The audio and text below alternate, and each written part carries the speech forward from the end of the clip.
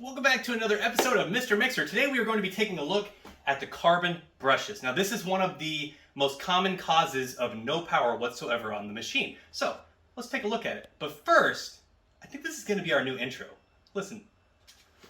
It's mixer time, come on grab your friends, we'll get some very greasy hands with Jake his dog and Finn the human. The fun it never ends, it's mixer time. Alright, so what we're taking a look at here is the carbon motor brush. Now there are two of these on each machine and they go inside these little circles. I generally say black circles, but this one has white ones. But under these little plastic circles here, again, there is one on each side. So basically what happens when you remove those, you're introduced to this brush here. And so this actually passes through. And the way that these work is these carbon brushes actually contact the motor armature. And as it spins, they ride along this, and that's what helps complete the electrical cycle. So if you have these installed the wrong way, it just flat out will have no power. So let's show you how to fix it. So we actually get a lot of inquiries on this, and people, they'll take them out not realizing what they are, they'll put them back in their machine, just again, like I said, flat out will not run. The other thing is, I think we've all been, a little adventurous, a little curious per se. Maybe a curious teen in your home. It's the perfect size for a butter knife. And when these are sitting in the kitchen, look how easy it is to just take these out, and then you just pop those out, and then they put them back in the wrong way, and like it was when I was a teenager, if I would have broke my mom's KitchenAid, I wouldn't have copped up to it. Just kidding. I'm pious. Ask my mother. She thinks I'm an angel. Can you not see the halo? Nope. So one more thing to think about when you actually remove these brushes is if this brush is really short, it is not going to contact. So these will wear over time.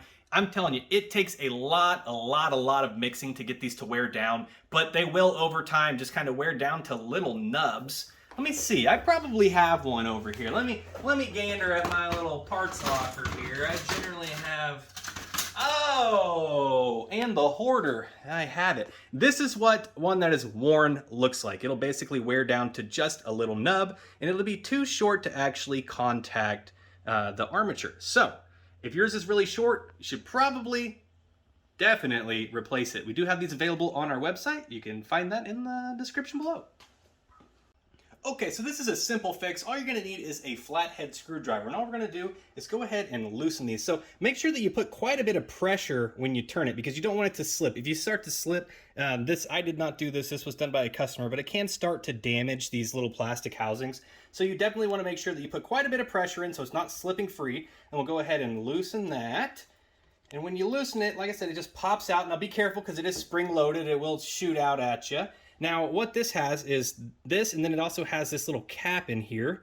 Let's see if I can get that out of there. Another little spring-loaded cap there. That just connects right there, just like that. And then we can go ahead and remove this brush here. It should just slide on out. Now sometimes they will get stuck up in there. If that's the case, you will have to either take the machine apart, or sometimes if you look, you can see under this spring, there's a little bit of like a nub there. If you can fit some small pliers or something little itty bitty tiny up in there and grab that, you can pull them out like that as well.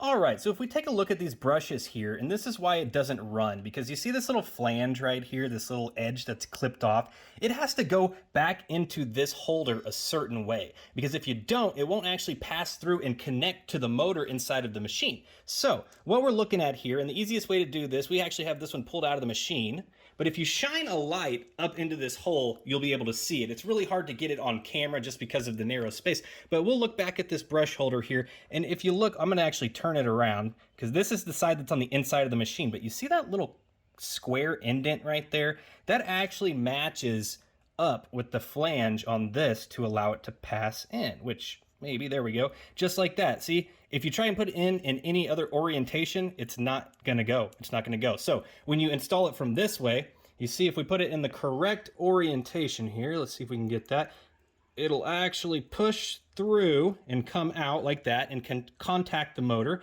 If you put it in the opposite way or any other way, it'll actually go in, but it'll actually get blocked by that little cutout, and so now it's not connecting the motor. So again, super easy. Just make sure to line those up and you have power.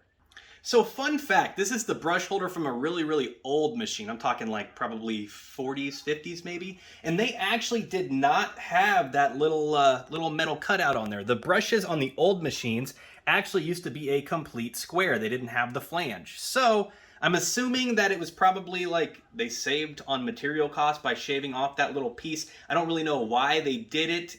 It works, and it does, like I said, cause issues because you can't install them the wrong way. But yeah, just fun fact. All right, so check it out. This machine, it just does not turn on. I did install this one the correct way. I'm assuming that the customer installed the other one the wrong way. So let's take a peek real quick. We'll go ahead and remove this. And we'll peek up in there. Yeah, we were in upside down. So then we're gonna come just like this. We'll push that back through and go ahead and screw this back in. And theoretically, we should have power. If you think it'll work, leave a comment. See if you're right. Will it work? Come on, baby, come on, baby. No! Okay, just for shites and giggles, let's go ahead and remove these clips here and reverse them and see if that phase board is still operational. I'm hoping that since the brushes were installed the wrong way, that it never actually got power and that it didn't short that out. So hopefully my assumptions are correct. Hopefully for the customer, we like to save everyone the most that we can here. So let's go ahead. Come on, baby, get on. Get on there. Get on there. You too good for your home? Are these clips regulation or what?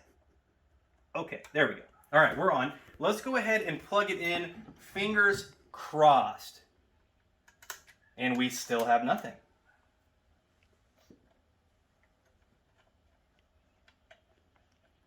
Technical difficulties. Duh. All right, let's go ahead and take a look at this phase control board because now I'm curious. It should have turned on, so it's most likely an issue with that. So let's go ahead and we will just pop these off of here. Pop you off of there just like that. I'm still plugged in because I felt a little bit of electricity. Dum dum dum dum dum dum dum. I call myself a professional. All right, so let's clip that one off. We'll get this one off, and we will get this one right here off on the face of the speed control plate. There we go. The next thing you're going to want to do is this phase control board is mounted in by just a single little screw up there. So we're going to go ahead and just put our little tiny screwdriver in there, and we will just give that a loosen here. There we go. She coming now. Now be careful, you don't want to lose this screw. Best practice is probably to go ahead and remove the speed control plate. Before you do this, it'll allow you to have more access to move it in and out. And then if you do that route, you can go ahead and watch our speed tuning video that we have on our profile as well. It just definitely makes it a lot easier because you do kind of have to finagle it around this plate to get it up and out of there, and it can be quite annoying. There we go. All right.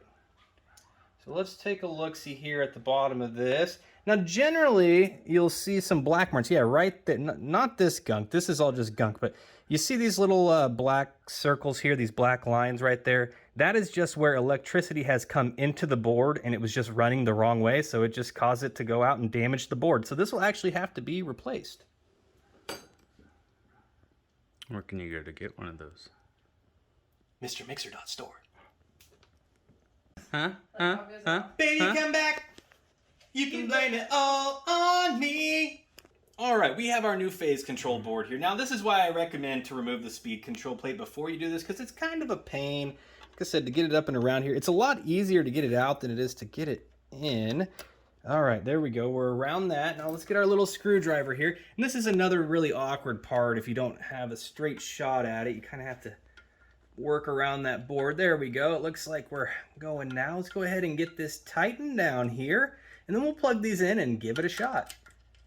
Now, you do want these wires to go back under and through this little back gasket. If you end up ripping this back gasket, I mean, it's not imperative that it's on the machine. It tries to help, you know, keep excess flour and stuff from coming. But generally what we find anyways, if you use a lot of floury mixes, it gets in there no matter what. So it doesn't really do much for you. All right, so we'll go ahead and start reinstalling these clips here. Now what we're gonna have is the red one's gonna go here, and these boards are actually labeled. You know, I don't know if we can see it on the camera, but it'll be a little R, the red white for the red white. But yeah, on the right-hand side, you're going to have red, red, white, and then red, white in the center there. You can see that little RW right there. That's this guy right here. We'll go ahead and press that up into place. And then on this side, it's blue, black, white, black. So we're going to put the blue on top, clip her in, and then we're going to go ahead and put our black lead on.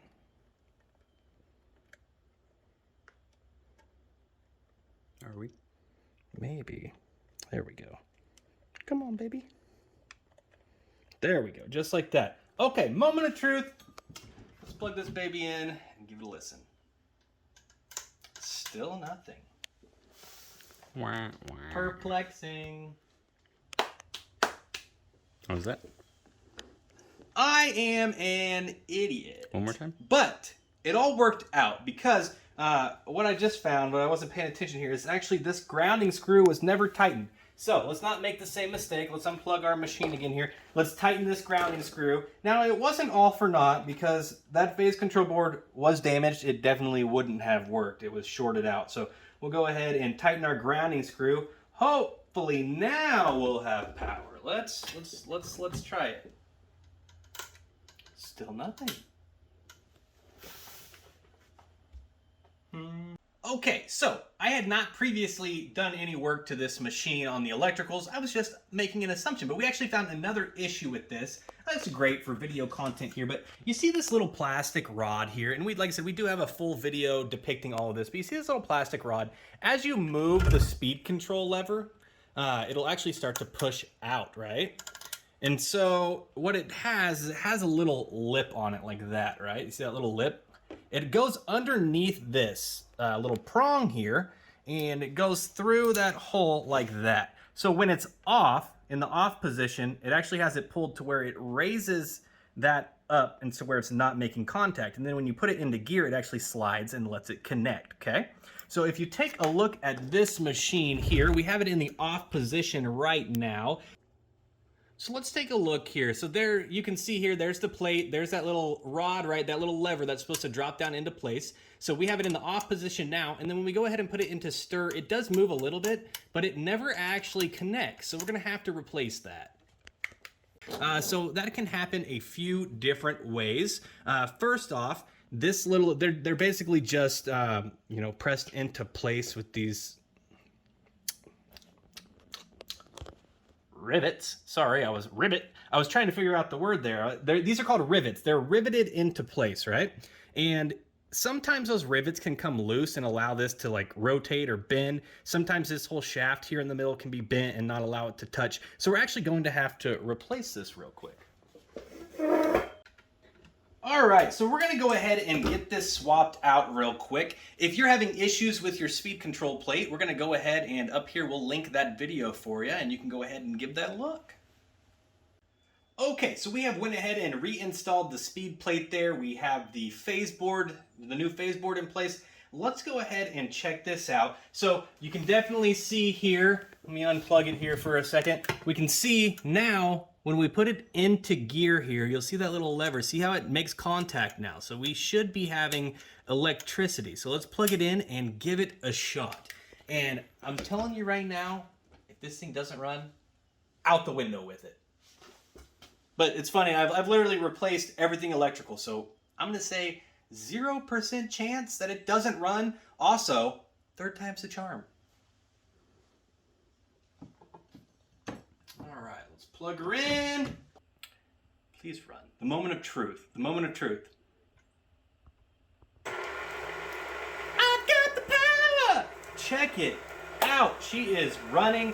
So, yeah, it actually runs pretty good. We will have to go through and do a speed tune on it, and yeah, like I said, this video we linked before, but this baby is rocking. She is good to go. So, just an overview of what we've talked about. You know, the brushes, first thing, they only go in a certain way, so make sure to remember that. And then the phase control board is the next biggest issue of no power. And then the third issue with no power would be the speed control plate, in that order. Okay, that concludes this episode of Mr. Mixer. Thank you so much for sticking around. Now, if you need any of these parts or any tools or anything like that for your machine, we do have those available on our website. We'll go ahead and link that in the bio. If you'd like, we actually give away a machine every single month as part of our subscription. We have a $3 and $5 subscription. We give away a machine that we refurbish every single month. I believe at the time of filming this video, Jake, what do we have? Maybe 30 subs? 30, 35. 35-ish. We're giving away a machine no matter what, so your odds are very, very good. So make sure to check that out. Also, we do have a Discord as well where we get on, we can interact with you, and if you have questions, it's a lot easier for us to communicate via that Discord channel. We'll also link that below, and then check out our other socials as well.